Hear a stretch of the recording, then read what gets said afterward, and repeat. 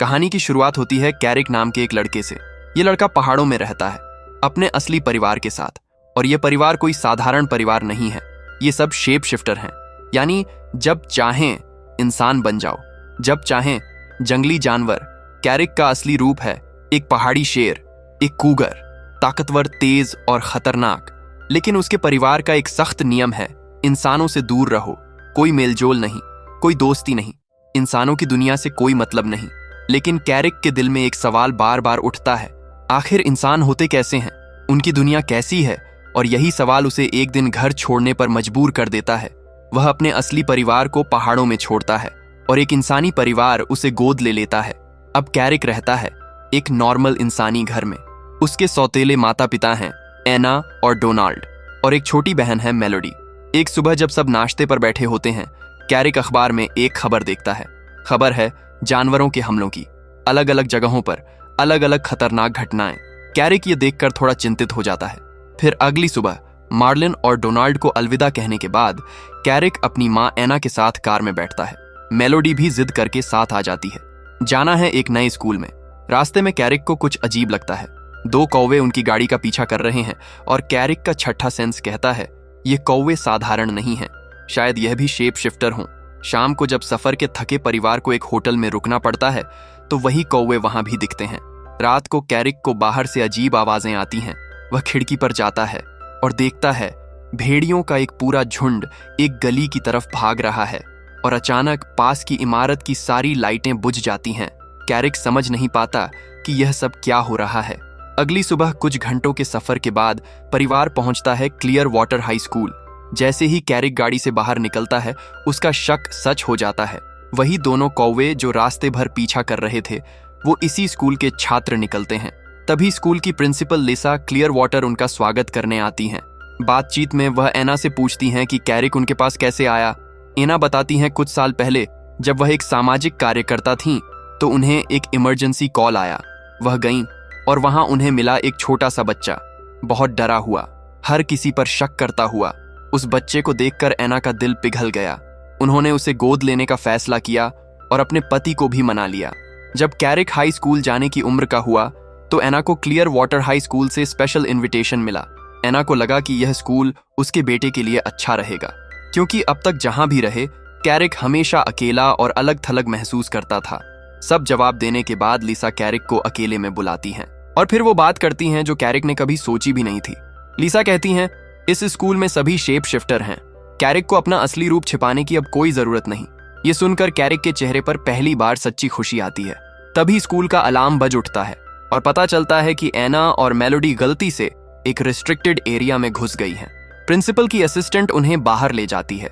School के गलियारों में चलते हुए कैरिक की मुलाकात होती है जेफरी और उसके दोस्तों से। दोनों के बीच तुरंत तनाव पैदा हो जाता है, लेकिन एक लड़का जेम्स समय पर आकर माहौल शांत कर देता है। इसी बीच स्कूल में एक करोड़पति का आना होता है, एंड्रयू मिलिंग। ये वही शख्स है जो इस स्कूल को फंड करता है। कैरिक से उसकी मुलाकात होती है और कैरिक बताता है कि उसने पहाड़ों को क्यों छोड़ा। उसे लगता था कि सिर्फ जंगल में रहकर वह एक अधूरी जिंदगी जिएगा। बाद में जब कैरिक अपने कमरे में पहुंचता है तो लिसा उसे स्कूल के रूल्स समझाती हैं। तभी खिड़की पर एक गिलहरी आती है। कैरिक खिड़की खोलता है और गिलहरी अंदर आकर अपना परिचय देती है।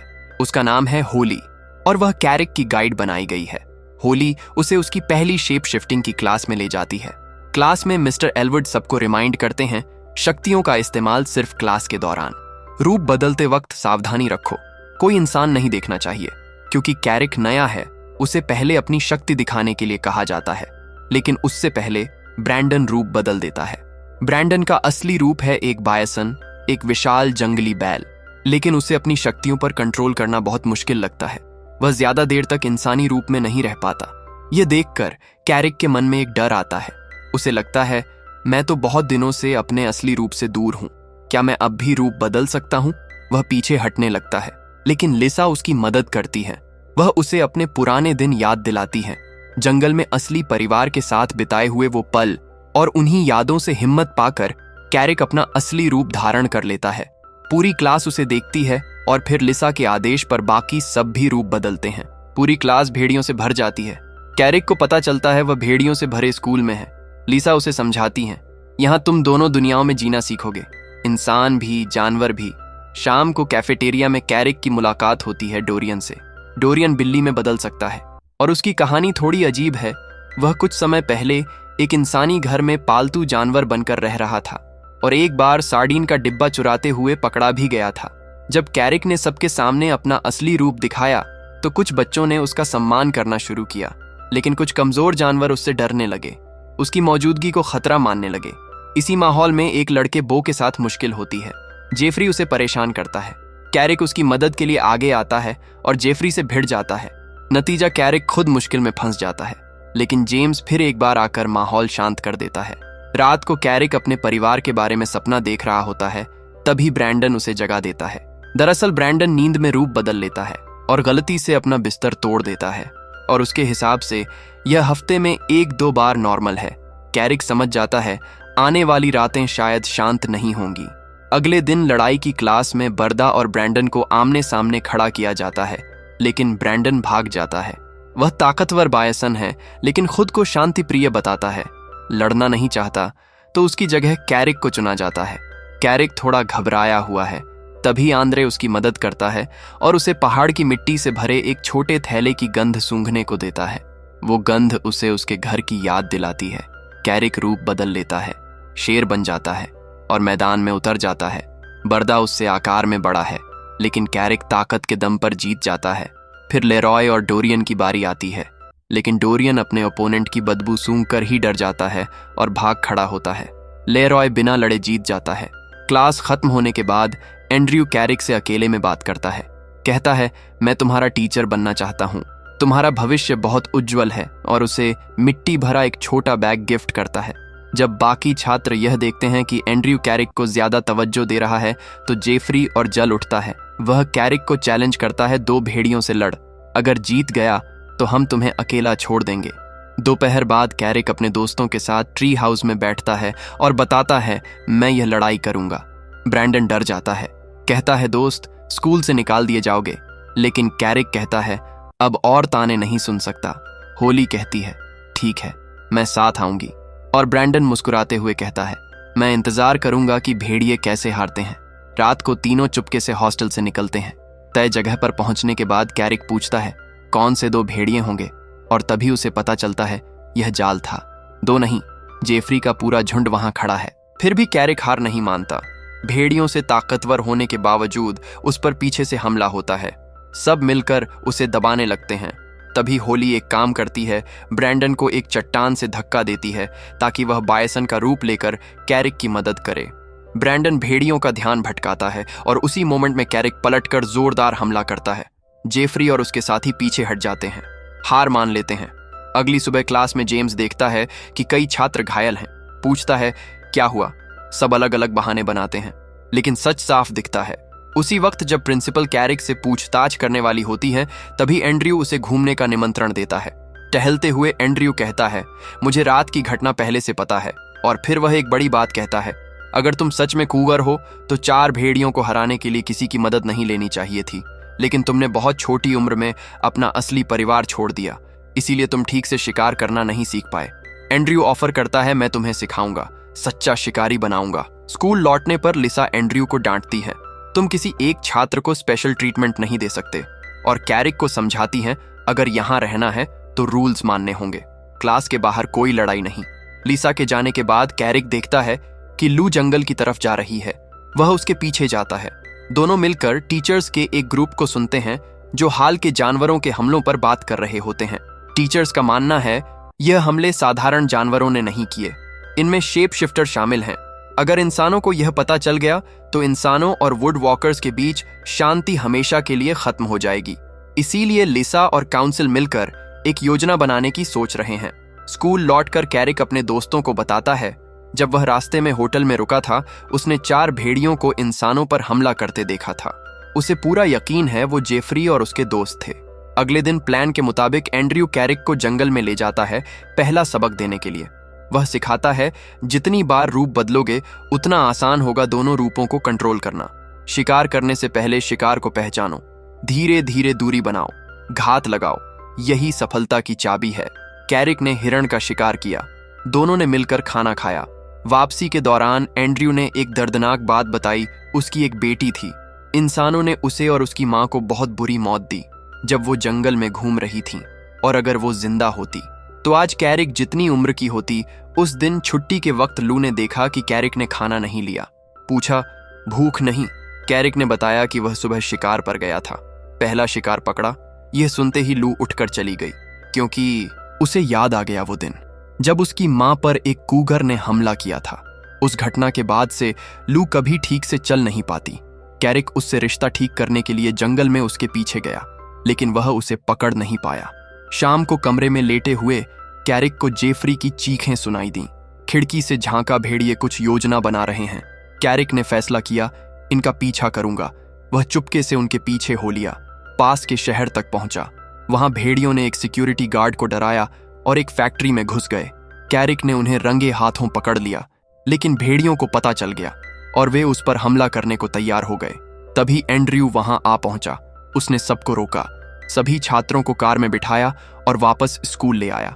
बाद में उसने कैरिक को अकेले में बुलाया और फिर उसने एक और दर्दनाक सच बताया। एंड्रयू ने बताया, कुछ साल पहले उसने अपनी पत्नी और बेटी को खो दिया। जंगल में एक शिकारी ने उन्हें मार डाला। तब से उसके दिल में इंसानों के लिए गहरी नफरत है। उसका मानना है इंसानों ने पूरी दुनिया पर कब्जा कर लिया है, जानवरों को दबाकर रखा है। बहुत सी प्रजातियां हमेशा के लिए खत्म हो चुकी हैं। 50 सालों से वुड वॉकर काउंसिल इंसानों को समझाने की कोशिश कर रही है, लेकिन कुछ नहीं बदला, बल्कि हालात और बिगड़े। इसीलिए एंड्रयू ने खुद कदम उठाने का फैसला किया। उसी दौरान शीला रात का खाना लेकर आती है। कैरिक देखता है उसका एक पैर मशीन का पैर है। एंड्रयू बताता है शीला एक सांप है।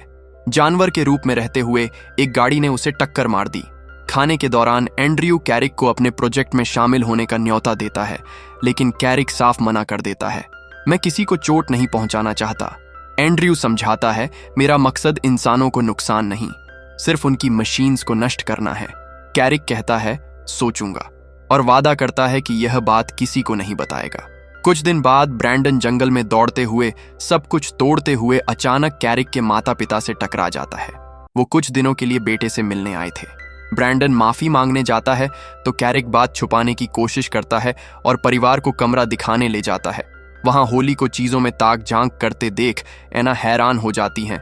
प्रिंसिपल आकर होली को डांटती हैं। फिर एना कैरिक को साथ चलने का न्योता देती हैं। वीकेंड पास के शहर में बिताएंगे। कैरिक तुरंत राजी हो जाता है, लेकिन जैसे ही परिवार जाता है एंड्रयू का फोन आता है। एंड्रयू उसे उस वीकेंड एक स्पेशल मिशन पर बुलाता है।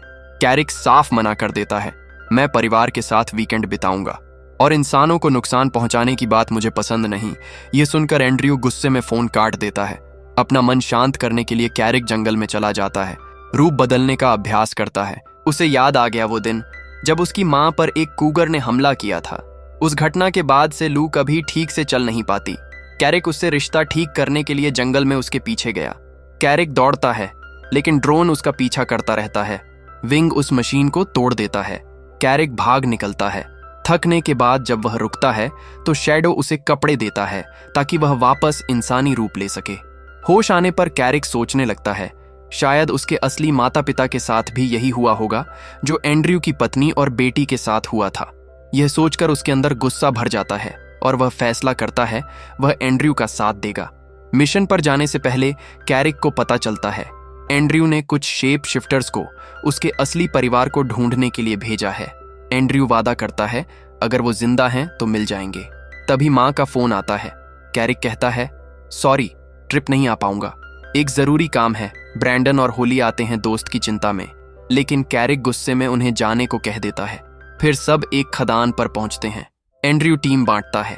कैरिक को काम जंगल के जानवरों को उस इलाके से दूर रखना, जेफरी और भेड़ियों को काम वर्कर्स को बाहर निकालना ताकि कोई घायल ना हो। कैरिक खरगोशों को डराकर भगाता है। तभी उसे पता चलता है उसके माता पिता उसी घाटी में कैंप लगाकर ठहरे हुए हैं। वह घबरा जाता है। एंड्रयू को फोन करता है। एंड्रयू कहता है, मैंने देखा है, वो सुरक्षित रहेंगे। इसी दौरान गुस्साए भेड़ियों से डरे वर्कर्स एक पिकअप ट्रक में बैठकर भाग जाते हैं, लेकिन तभी डैन लकड़ियों का ढेर गिराने की कोशिश करता है। कैरिक विनती करता है, रोको, मेरा परिवार खतरे में पड़ जाएगा। तभी ब्रैंडन और होली वहां पहुंच जाते हैं। ऊपर आसमान में शैडो और विंग को देखकर भेड़िए डर जाते हैं। कहीं प्रिंसिपल को रिपोर्ट ना हो जाए, और मिशन छोड़कर भाग जाते हैं। तभी लू आती है और समझाती है खदान बंद करने के और भी तरीके हैं। अगर यह सब नष्ट किया तो इंसान गुस्से में बदला लेंगे, लेकिन डरक उसकी बात नहीं मानता। गुस्से में उसे धक्का दे देता है और चारों तरफ से कौवे उस पर हमला कर देते हैं। डरक गुस्से में एक भूरे भालू का रूप ले लेता है। ब्रैंडन दोस्तों की रक्षा के लिए लड़ाई में कूद पड़ता है।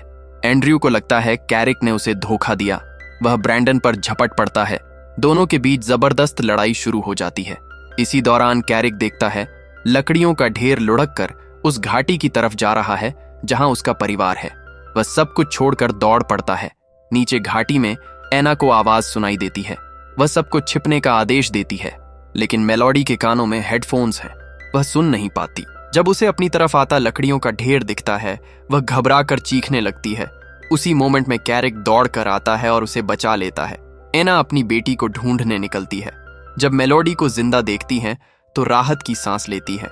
मेलोडी बताती है, एक कूगर ने मुझे धक्का देकर बचाया। डोनाल्ड को लगता है बेटी भ्रम में है। कुछ देर बाद लू और दोस्त जंगल में कैरिक को बेहोश पाते हैं। उन्हें डर लगता है शायद अब नहीं बचेगा, लेकिन जब कैरिक धीरे धीरे आंखें खोलता है, सबको राहत मिलती है। होश में आते ही कैरिक पहला काम करता है, परिवार की तरफ दौड़ता है। तभी एंड्रयू वहां पहुंचता है। कहता है, जब यह हादसा हुआ मैं लड़के के साथ ही था, और एक हेलीकॉप्टर बुलाकर परिवार को सुरक्षित हॉस्पिटल भेज देता है। जैसे ही माता पिता हेलीकॉप्टर में बैठकर जाते हैं, कैरिक गुस्से में एंड्रयू पर चिल्लाता है, मैं प्रिंसिपल को सब बताऊंगा। इन हमलों का असली जिम्मेदार कौन है? एंड्रयू उसे चुप कराने के लिए एक बड़ा कार्ड खेलता है। कहता है, मैंने तुम्हारे असली परिवार को येलोस्टोन की पहाड़ियों में देखा है, लेकिन उनका सही ठिकाना तभी बताऊंगा जब तुम वादा करो किसी से इस घटना का जिक्र नहीं करोगे। तभी लिसा वहां पहुंचती है। एंड्रयू कहता है, खदान को नष्ट करने की योजना उसके असिस्टेंट डरक ने बनाई थी, लेकिन लिसा को शक है कि इसमें एंड्रयू का भी हाथ है। तभी पुलिस की गाड़ियों की आवाज आती है। लिसा वहां से जाते हुए कहती हैं, इस पूरे मामले की जांच होगी। स्कूल लौटने पर सबका जोरदार स्वागत होता है, क्योंकि पहले ही खबर पहुंच चुकी थी कि इन बच्चों ने सबको बचाया, और यहीं पर यह कहानी खत्म होती है।